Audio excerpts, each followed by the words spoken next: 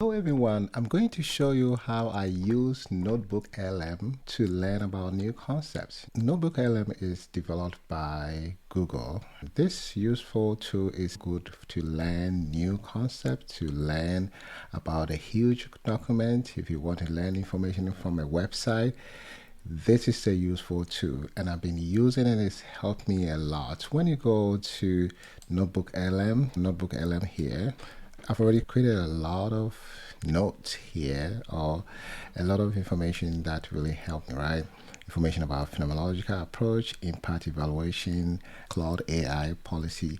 So think about NotebookLM as a tool that you can use to learn more about something, right? You can upload a document, you can insert a website information, and you'll be able to learn a lot. And we can interact with the document or the information, or you can listen to a podcast. And now they have a new function that is so interesting.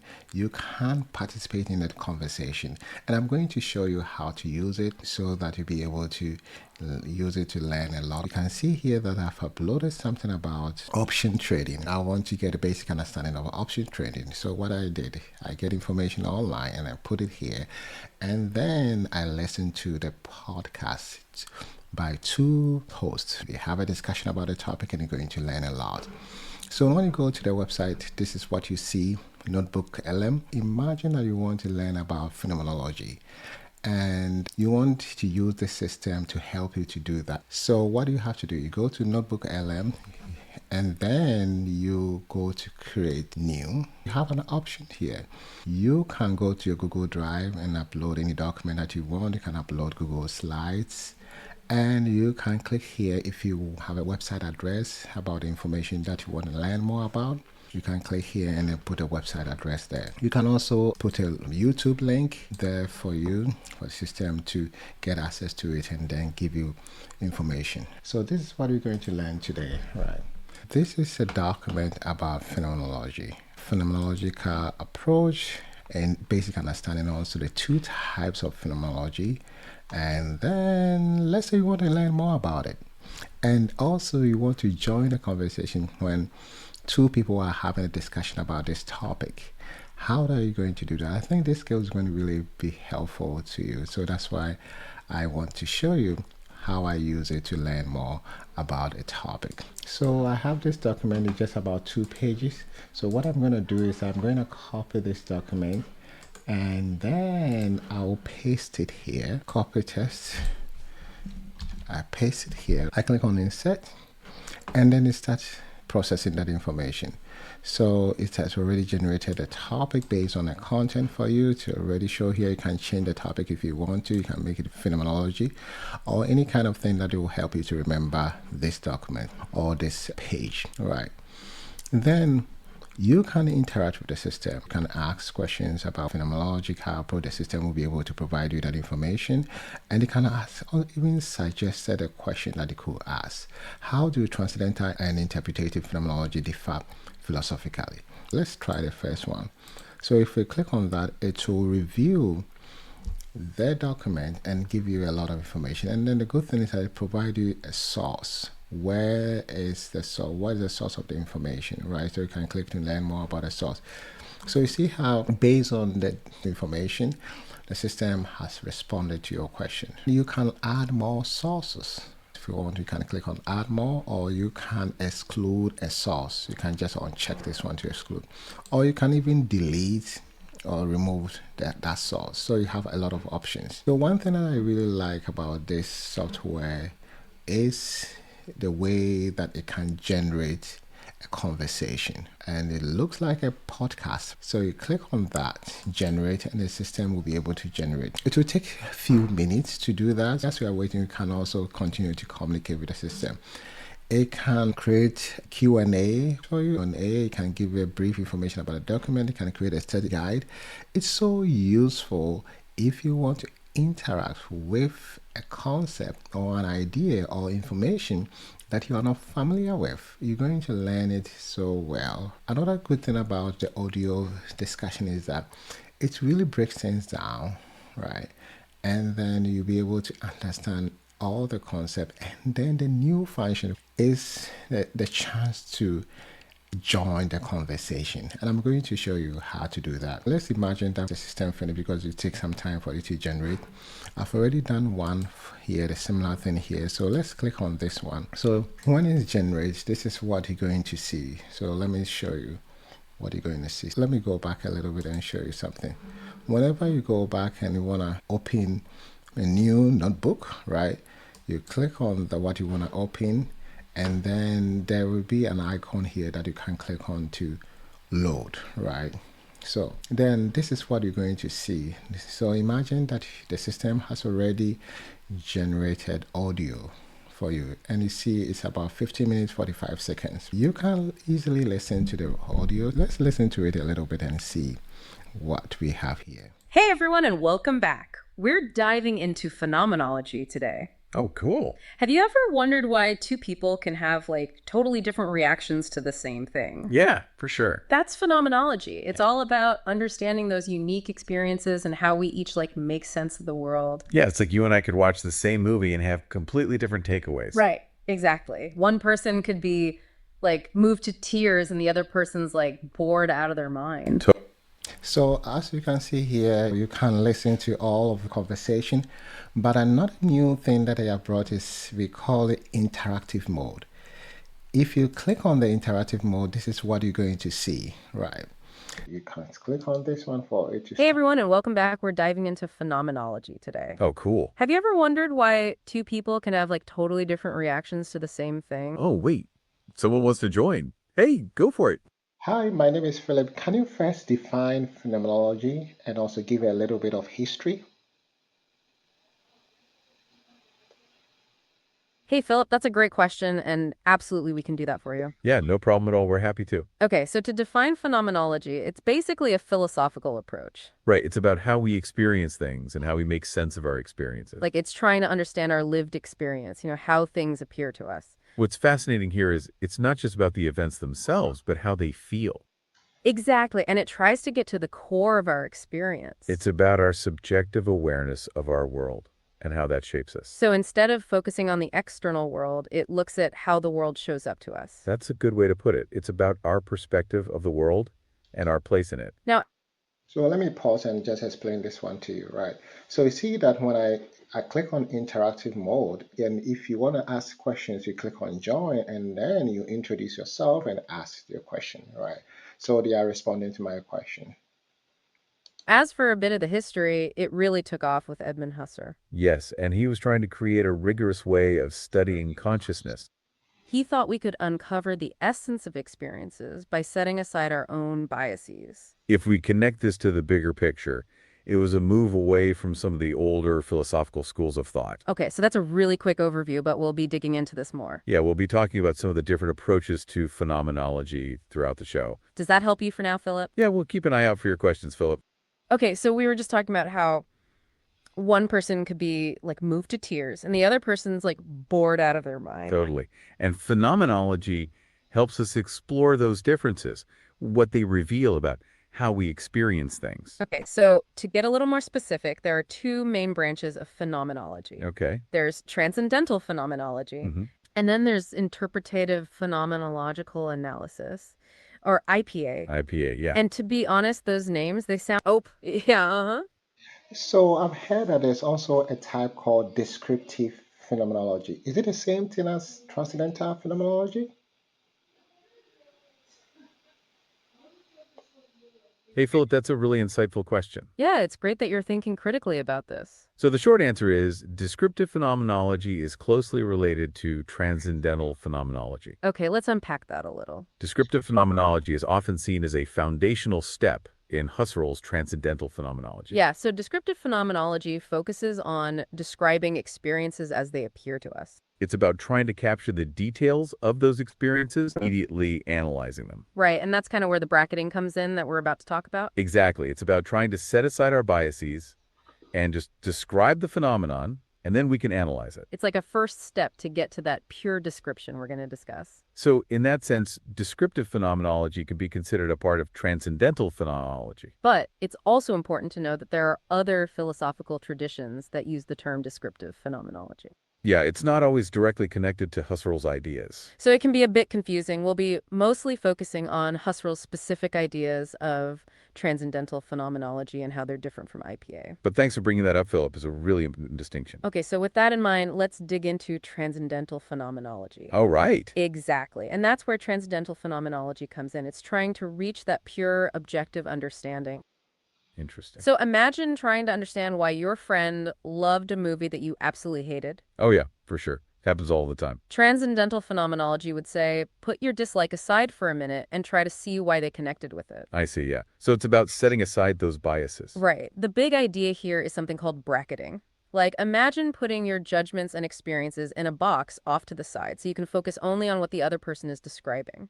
Gotcha. So you can just focus on their experience. Exactly. That sounds tough. Can we really just turn off our opinions like that? It's definitely a challenge, but that's the goal. I see. Think of a scientist. Hey, yeah, what's up? So then what is the connection between imaginative variation and also bracketing?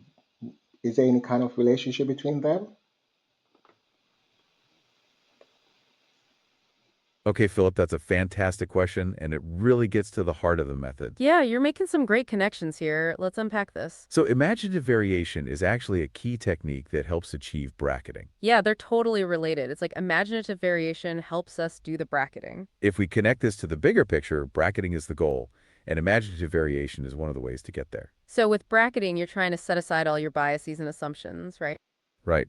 And imaginative variation is a way of testing the limits of what is essential to the experience. Okay, so imagine you're trying to understand the experience of like feeling happy. Okay? With imaginative variation, you would start by like changing certain aspects of that experience. Yeah, you'd ask yourself, what if there were no sunshine? Or what if I didn't have anyone to share it with? Exactly. And you'd see if the experience still feels like the essence of happiness.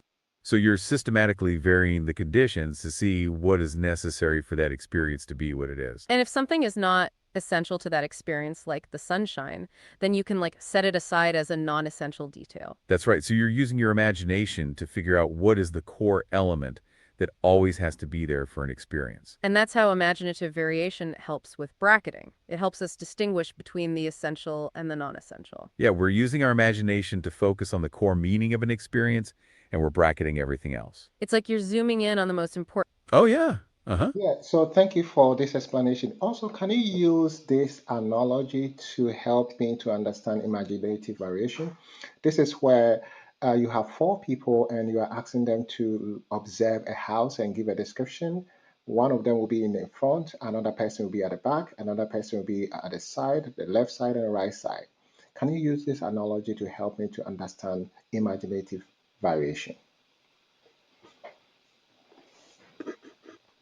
Okay, Philip, that's a really interesting way to think about it. Yeah, I like that analogy. It makes it really concrete. So let's imagine these four people looking at a house, each from a different viewpoint. Okay, so one's at the front, another at the back, and two on each side. Right. Now imagine each person describes what they see. The person at the front might talk about the door, the windows, the front yard.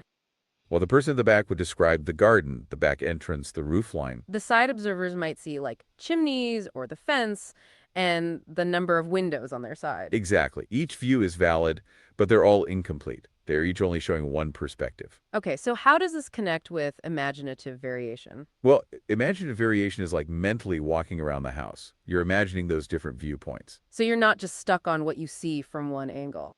Right. You're using your imagination to vary the perspective to find the essential aspects. So you're asking, what if we couldn't see the front door? Did it still feel like a house? Exactly. What if there was no garden, no chimney? What is essential to this being a house? Okay, so you're systematically changing the way you see the house to get to its core features. And like the different views help you bracket or set aside what is not essential. The person in the front might think the door is essential, but someone at the back wouldn't even see the door. Exactly. So they see that the door is part of the house, but it's not essential to it being a house. And in phenomenology, that's how we get to those universal elements that make up an experience. We imagine all of those different viewpoints to see what remains constant. Okay, that makes it much clearer for me. Thanks for that analogy, Philip. Yeah, it's a really helpful. Oh, yeah. Go on. So would that lead to the essence of the experience then?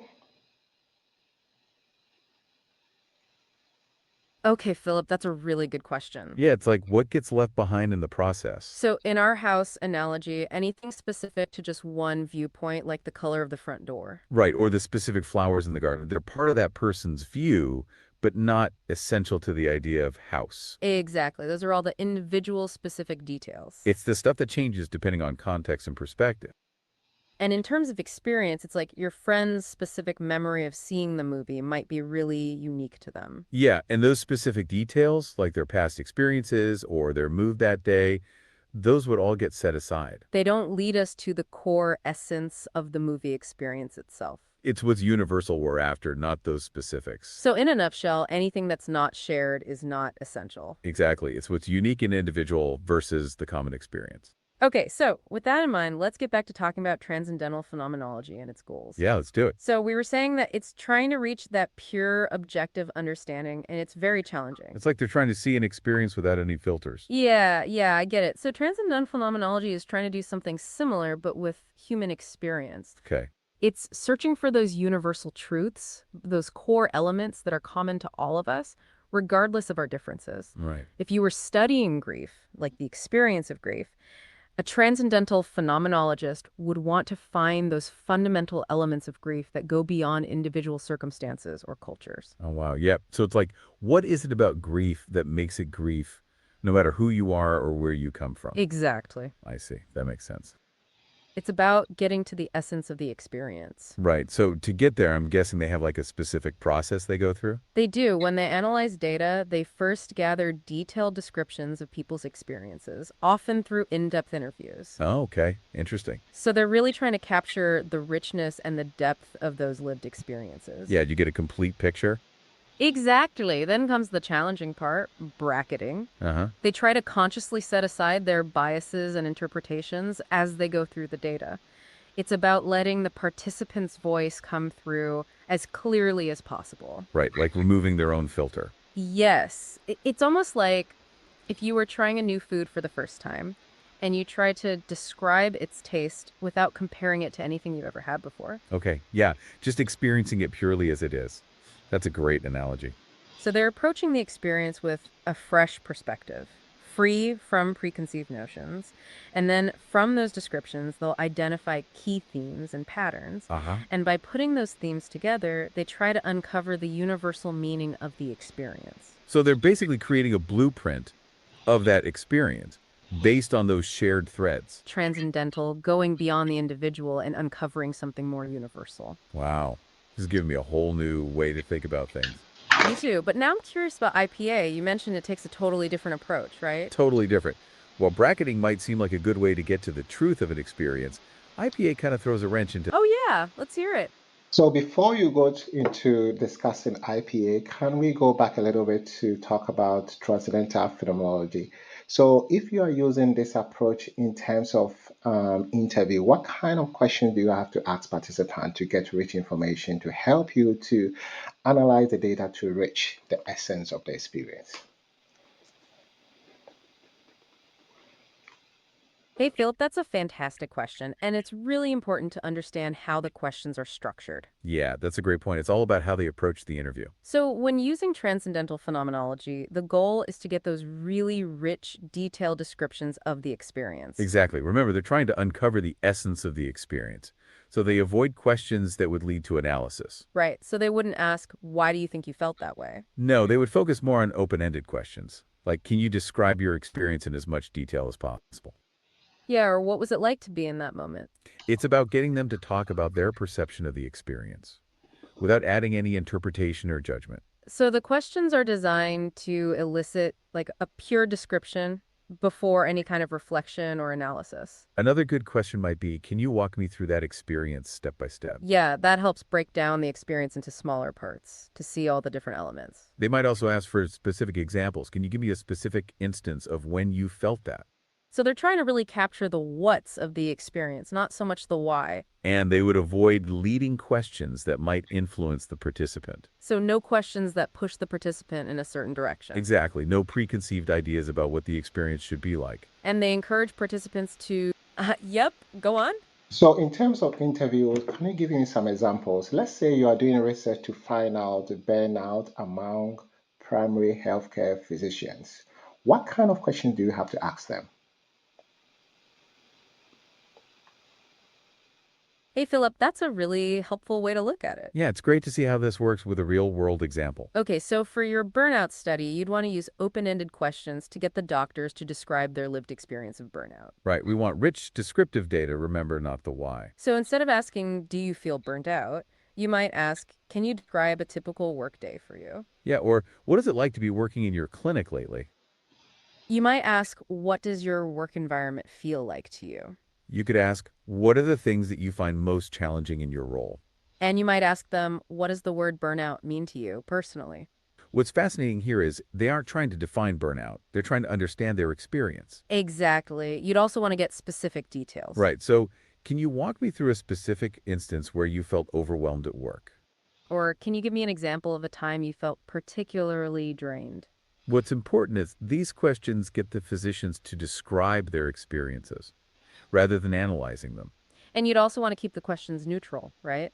Yeah, you wouldn't say things like, do you think the high patient load is causing your burnout? That would lead the participant. You need to let them describe their experience in their own words. If we connect this to the bigger picture, you're trying to capture their perception of that experience.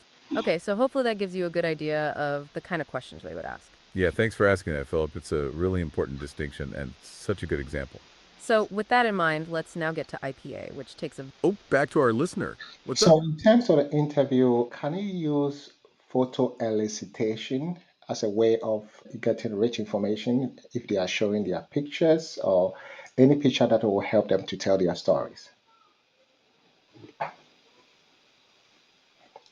Hey, Philip, that's a really creative idea, and it can definitely add depth to the research. Yeah, that's an interesting way to get people to open up. Let's unpack it. So photo elicitation is basically using images to prompt people to talk about their experiences, right? Exactly. Instead of just relying on words, you're using visuals as a starting point. What's fascinating here is it can help people express things they might not have thought of otherwise. Yeah, because a picture can sometimes unlock memories or feelings that are hard to put into words.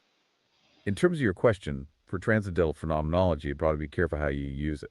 Right, because the focus is still on the experience, not the picture itself. You might ask things like, what does this picture bring up for you? Or can you describe how you feel when you look at this image? You'd be looking for the details of their perception of the experience, not necessarily the story behind the photo. So the photo serves as a starting point for them to describe what they are experiencing in that moment, and we're still trying to get to that core essence. But if you were using IPA, then the photograph itself can be a very important part of the analysis. Yeah, because IPA embraces the subjective, you can really dig into what the photo means to the person. You might ask, why did you choose this photo? Or what does this image mean to you in relation to your experiences? And you'd explore how their background and beliefs are shaping their interpretations of the photo. You'd be using the photograph as a way to understand their individual sense-making process. It's like you're looking at the picture to see how they are constructing their own unique story through it.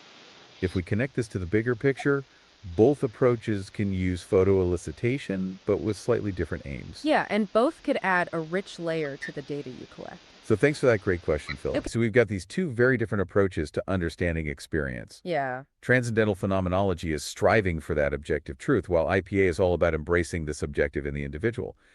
But where do these differences even come from? It's not just like a personal preference, right? No, it goes much deeper than that. These approaches actually come from different philosophical views on knowledge and understanding. I think we should take a look at those philosophical roots.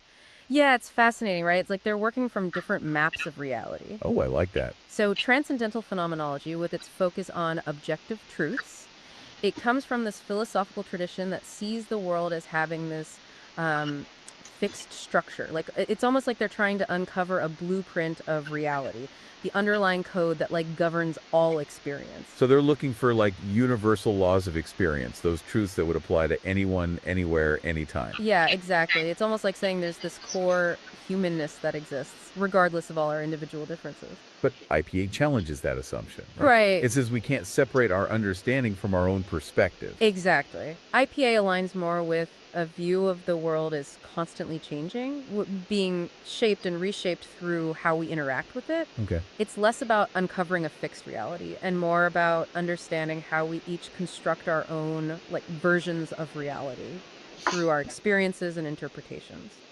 I see. So it's not that objective truth doesn't exist. It's more that like Our access to it is always filtered through our own subjective lens. Exactly. And that leads to a very different way of doing research. Like for transcendental phenomenologists, the goal is to remove as much subjectivity as possible. It's like they're trying to create that like perfect lab setting where everything is super controlled. Yeah, exactly. They want to isolate the thing they're studying and just examine it in its purest form, free from all that messy individual perspective. Okay. But IPA researchers kind of embrace that messiness. Is bracketing needed in IPA?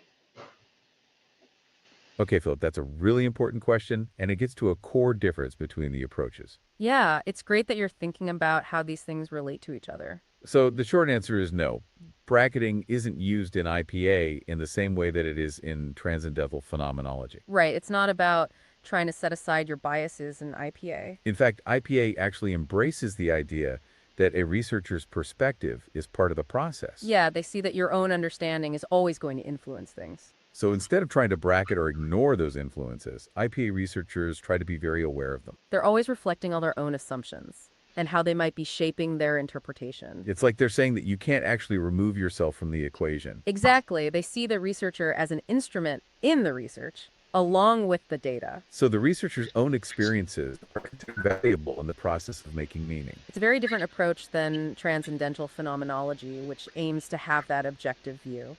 If we connect this to the bigger picture, IPA is about recognizing the subjective lens that we all have. Yeah, and seeing how those unique lenses can enrich our understanding. So instead of setting aside your opinions, IPA researchers look at how those opinions are influencing their interpretations. So instead of bracketing, IPA would use more of a reflexive approach where you actively explore your own point of view. And that's how IPA generates these really rich and nuanced understandings of lived experience. Okay, so does that make sense, Philip? Does that help you understand the differences between these approaches?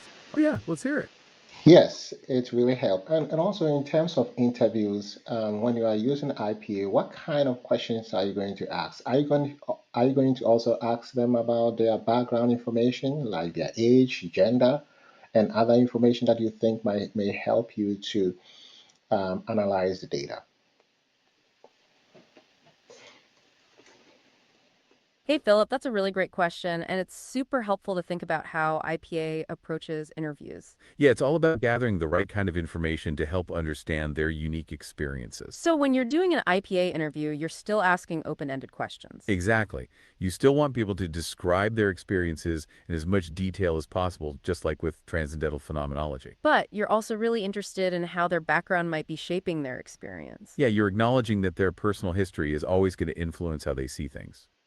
So you might ask about things like their culture or their upbringing. You might ask about their beliefs, their values, or any major life events that might have shaped their worldview.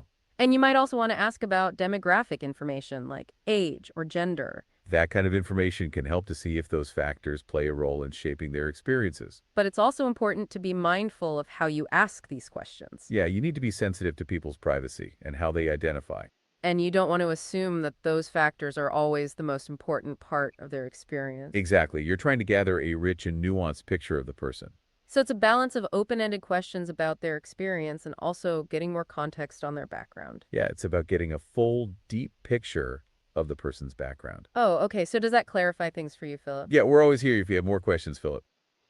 Okay, so we were just saying that IPA researchers embrace that. Right, right. Because for them, that's where the meaning lies. It's those unique individual ways that we interact with the world and like make sense of it. Absolutely. They're less interested in finding one definitive answer and more into exploring all the different ways human does experience things and how meaning is made through all those individual interpretations. So instead of trying to just remove all those differences, IPA researchers see those differences as essential for understanding what they're studying. Exactly. And they see the researcher's role as not just to observe, but to actively be a part of the interpretation process, bringing their own perspective and understandings to the table. So it's more of a collaborative thing where the researcher and participants work together to create meaning.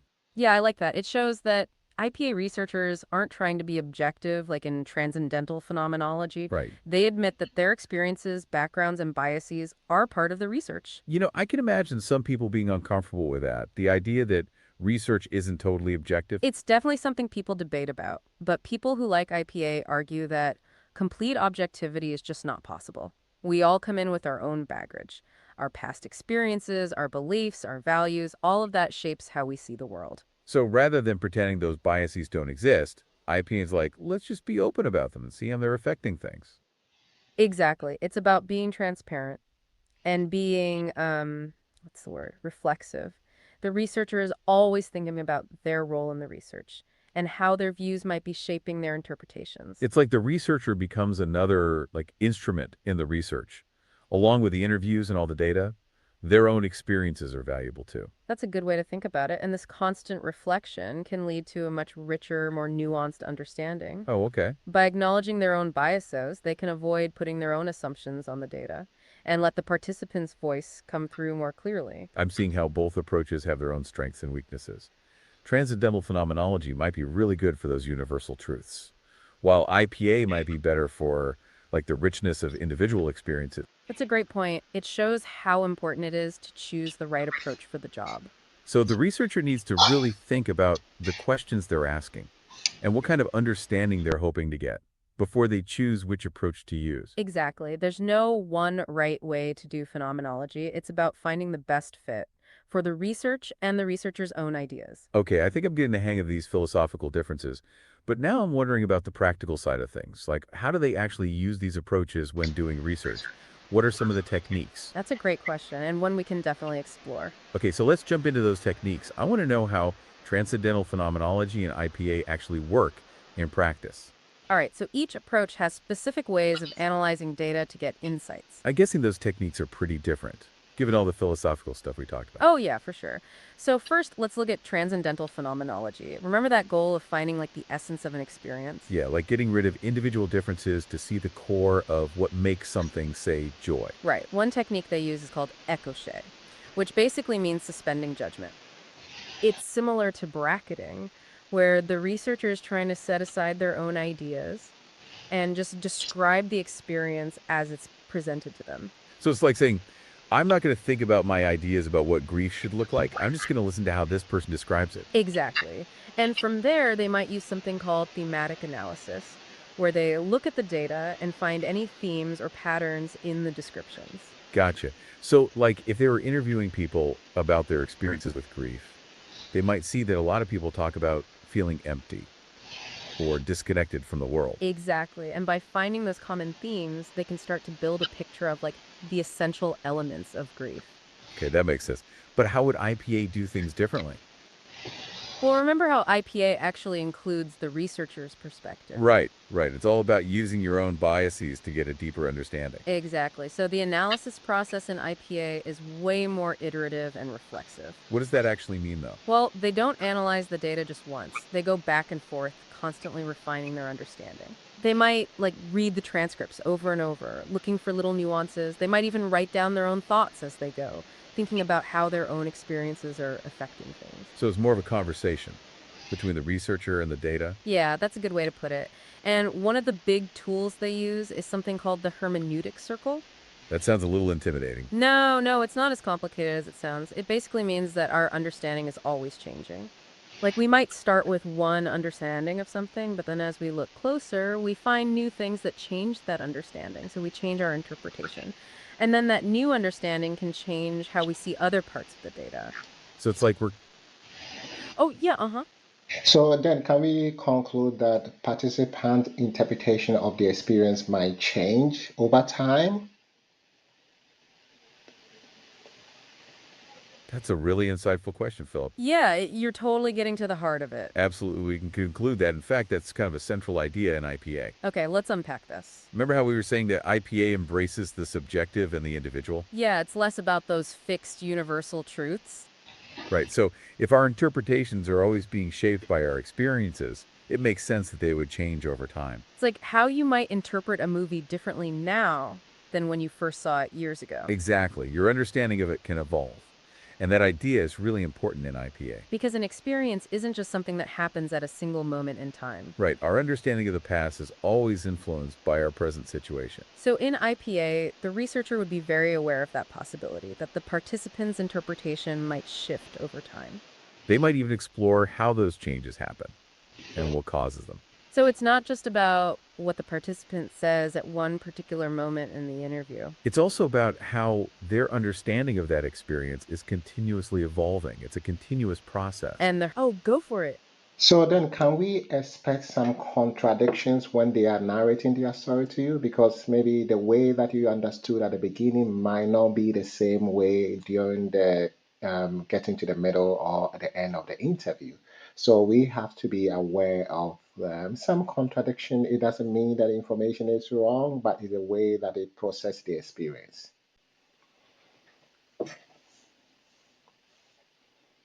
Hey, Thurop, that's a really great point, and it's so important to remember this when we're doing research. Yeah, it's something that IPA really emphasizes, the fluidity of experience and understanding. So you're right, we should absolutely expect some contradictions. It's part of the process. It's because as people reflect on their experiences, their interpretation can totally change, and that's okay. It's not that their initial view is wrong, but that their understanding is simply evolving. What's fascinating here is these contradictions aren't something to be ignored, they are really important clues.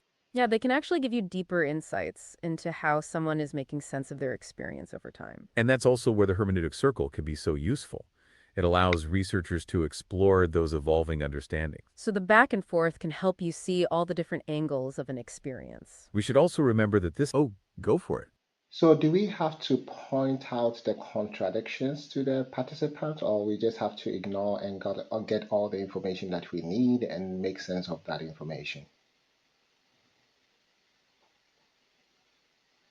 Okay, Philip, that's a really thoughtful question. Yeah, it's great that you're thinking through all the details of this. So in IPA, the idea isn't to ignore contradictions or to point them out directly to the participants. Right, you're not trying to catch them being inconsistent. Instead, the contradictions are really valuable parts of your data. Yeah, they can show you how someone's understanding has shifted.